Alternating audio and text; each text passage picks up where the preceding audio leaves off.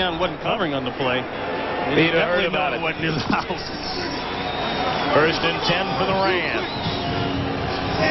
From their own 30, back to the ground again. Jerome Bettis in a big hole. Punishing tacklers across the 35 out to the 37. Govea able to trip him up. This is the ground game we talked about and we expected. Jerome Bettis hadn't had a 100-yard day since October of last year. He's had the foot problem. He hurt the foot. And last week against the 49ers, we saw him come out of the game in the first play. And he told us last night it was sore, but he didn't feel like that would keep him from gaining yards, from making plays. Go. It's just been a matter of getting him the ball. Brayton in motion. Bettis will get it for a 6th time.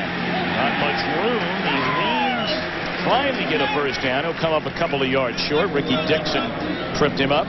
Well, Bettis is season high going back to the Atlanta game a couple of weeks ago. 88 yards rushing on 19 attempts. And that was his highest since the 6th of November last season against Denver. He hasn't had a 100-yard game, as Ron mentioned, since the 2nd of October last year against the Falcons. 3rd and 2. William Fuller pointing at the right tackle, Daryl Ashmore, saying he caused him to start early. We'll find out whether or not Fuller's right. False flag, 77 offense, 5 yards, still 3rd down. Yeah, that's Daryl Ashmore on that right tackle position. Here he is right here. Let's see if he flinches. Oh, yeah. And that's smart of Fuller to go ahead and come across. The rookie will stand there and wait and say, oh, be careful, don't move. He hasn't snapped the ball yet. An experienced D lineman, he'll take off on you. Well, rather than a 3rd and 2, it's 3rd and 7 for the St. Louis offense. Miller in trouble, escapes Fuller, but is tripped up and taken down at the 30. The Rams will have to punt it away. Well, William Fuller suffered a hamstring injury in the 2nd week of the season. Then he missed a couple of games due to the injury, and he's back here today. This is Isaac Bruce in motion. Now, that's the danger guy. That's where the zone is going to rotate to.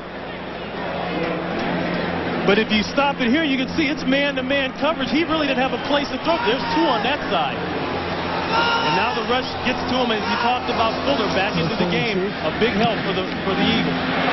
Short punt by Landeta. But takes a St. Louis bounce inside the 25. It'll be down at the 23. So it looked like a disaster for Rich Brooks. However, it goes as a 47-yard punt. 3:43 to go in the opening quarter. Still no score. Philadelphia, the #1 ranked defense in the entire NFL. And they're shutting down the high-flying Rams thus far. Philadelphia at 2nd possession. A penalty nullified a 57-yard run by Charlie Garner on the Eagles' opening drive that put him inside the 5. Ricky Waters, a man in motion, and the pitch goes to Garner. Puts it back inside. He's out across the 35 to the 37. Keith Lyle, perhaps a touchdown-saving tackle. Well, we know the Eagles can run it. Well, what they're going to do, they're going to take right here, that'll be Brooks and Guy McIntyre. They're going to pull on the outside. Garner's just going to follow him and then get a lane and cut back in here. That's the same play that he went for the touchdown that was called back a series ago. Now watch the overrun by the Rams right there. See if they can get Roman Pfeiffer to overrun that play. Now they'll have success back inside. Back to the ground. This time Waters crossing midfield and out of bounds inside the 40. This Philadelphia rushing attack is really something to see. When you have the 1-2 punch of Waters and Garner, we talked about the Washington game, each going over 100 yards. And the big problem is the speed. There, once again, the same type of play. Only this time, Waters decides to keep it outside. But you've got those big boys coming out in the perimeter. That's Guy McIntyre and Barrett Brooks. And you know, Guy McIntyre, undersized. But that's good in the West Coast style of offense with the run, because now he can get on the perimeter and block for him. 26-yard gain by Waters, short drop.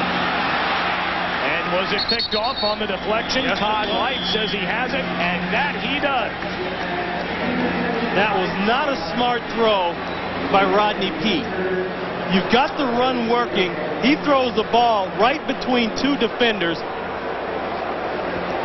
and they pay the price for it.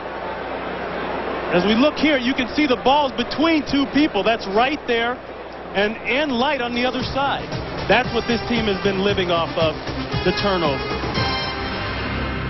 Rodney Peete picked off for the first time today, the third time this season. And the Rams get it back at their own 31.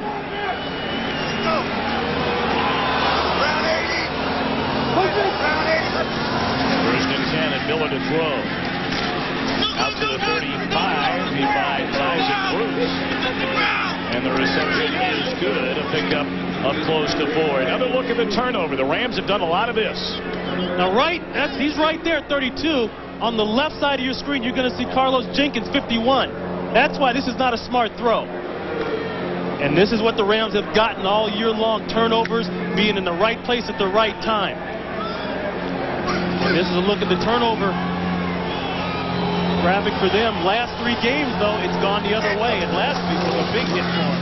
Sure it was. That is read beautifully this time by William Thomas. Outside linebacker. Maybe picked up a yard. It'll bring up third down for the Rams. But again, getting back to the turnover story. The Rams started the year at 4-0. And they did not give away the ball one single time. Yeah, after week 4, they were plus 15. Giveaway, takeaway, turnover ratio. That's almost unheard of. Super Bowl teams are around plus 15. So for them to come down to plus 7, or actually plus 8 where they are right now, is really just coming back down to reality. 4 receivers set. Blitz coming, and Miller goes down again. Third sack of the day. Andy Harmon. 7.5 sacks this season, good enough for number 3 in the NFL. What a season he's having. The pressure, 91, Harmon, he's going to work inside, fight inside, but they're going to bring an extra linebacker. And the one weak point of the Rams has been protecting the passer, particularly inside with the guards. That time White, 67, just gets beat on the play. Harmon is so quick inside. You talk about a guy with great quickness for his size. That fun. Wow. Line drive by Landeta, sending Martin back to his 25, and he'll bring it out close to the 30. Todd Kinchin, the first man to meet him, a 51-yard boot. Harmon, a 6th-round pick in 1991 out of Kent State. Obviously wasn't that highly thought of coming out of college, but this is updated. He should have gone to the Pro Bowl last year. 6.5 sacks. The guy has beaten everybody. And Harmon, number 1 in the league. That is updated, including the numbers today. So first and 10 for Peete in the Eagles offense. Waters stopped immediately by Carlos Jenkins. They tried to run that right into the area where the Rams were stunting or slanting their defensive line. And Carlos Jenkins, he was on the blitz from the outside. Sometimes as a coordinator, you just make a bad call. Or the defensive coordinator just makes a good call. Jenkins, a sprained foot against New Orleans, and just now getting back to 100%.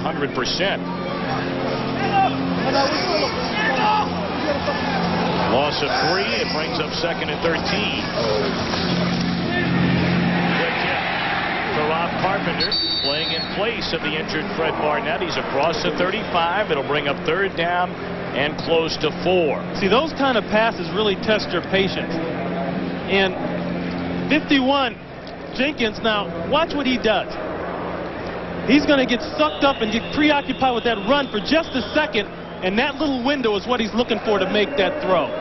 Well, that's the end of the first quarter. Our score, the Rams 0, the Eagles likewise. We'll be back. Ron Pitts back at the vet in Philadelphia. And a very quick first quarter. Both teams running the ball very, very well. We figured that from Philadelphia. You said St. Louis needed to do it at the start of the game. Well, I think the big play so far has been the Charlie Gardner run that was erased. He wasn't a score, but they were down there at least in field goal range. But like you say, both teams have come out running the football, and I expected to see Jerome Bettis start getting the rock a little bit more because they got to get that going before they expect to open up anything deep with Isaac Bruce. For Philadelphia, the Eagles need to pass the ball a little bit better. Rodney Peete has already been intercepted in the game. And now he's facing a 3rd and 2 from his own 38.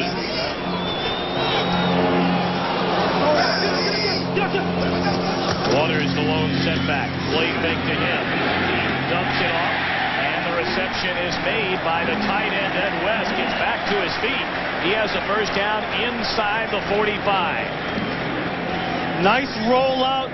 They're working on the linebacker, 51. Jenkins right in there. As Pete rolls this thing out, he's hoping everybody starts to this side, and that's what they do. You see Jenkins right there, 51. He stays back, but he's too preoccupied with what's coming up in front. That's Jimmy Johnson, the tight end. He didn't see Ed West come in right behind him. That's what that play is planned to do, to sneak somebody in behind you. 17-yard pickup. Now Pete checks off. Quick hitter again goes to Calvin Williams. He's down close to the 35. Todd Light on the coverage and the tackle. That play will always be there as long as you have a run game going. Looking at the first quarter stats, you know, the rushing yards, of course, very key for the Eagles. But this right here is what stands out in my mind, and that reflects the Rams' offensive line. They've got to step it up and start to take care of Miller so he has a chance to find an Isaac Bruce, whether or not he's double covered. 8 of 8, 2nd and 2, handoff goes to Waters. He has a first down inside the 35. Kevin Carter, the rookie out of Florida, first defensive player taken in the 95 draft, there to make the stop. So Philadelphia on the move. If you weren't with us in the first quarter, as Ron mentioned a moment ago, Charlie Gardner, a 57-yard run, went all the way inside the Rams 5, but it was called back on a penalty. And now the Eagles have it moving again.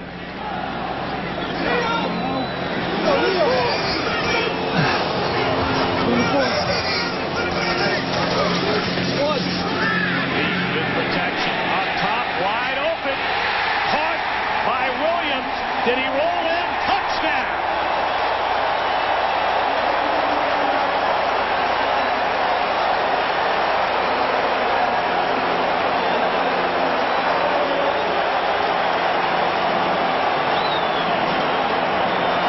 Williams ran right down the middle of the field. He's going to be over here.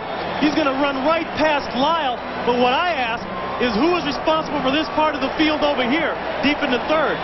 You see him dragging across your screen. Look at Rodney Peete knows there's nobody back there. It looked as though Wright might have had responsibility for that part of the field and got fooled by the run. Gary Anderson for the point after. Nails it through. Calvin Williams, his first touchdown reception of the season. And with 13 minutes left to go until halftime, the Eagles lead 7-0. Schuylkill Regatta broken up into a couple of categories over the weekend. Youth races and then the vets. On what is a lovely weather weekend here in Philadelphia. Eagles lead 7-0. 13 minutes to play in the second quarter. And Anderson to kick it away. Johnny Bailey on a short kick from his own 18. And he's out close to the 30. Another look at the Calvin Williams touchdown. Now watch Lyle here. He's going to have a problem because I think he expects he's got help over here, but the problem he really has is shooting across that middle in Calvin Williams. And you can see Rodney Peete. There's no doubt in his mind where he's going. There's nobody in that deep 3rd. I got to believe that's a blown assignment by somebody back there. So the Rams now must play catch-up, trailing 7-0.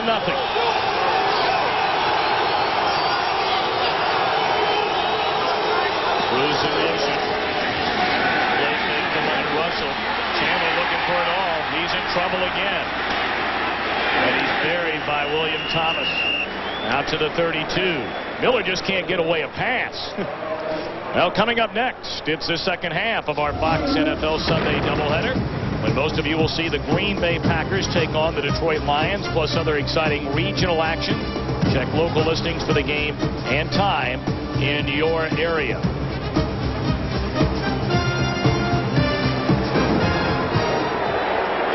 Miller has been under heavy pressure all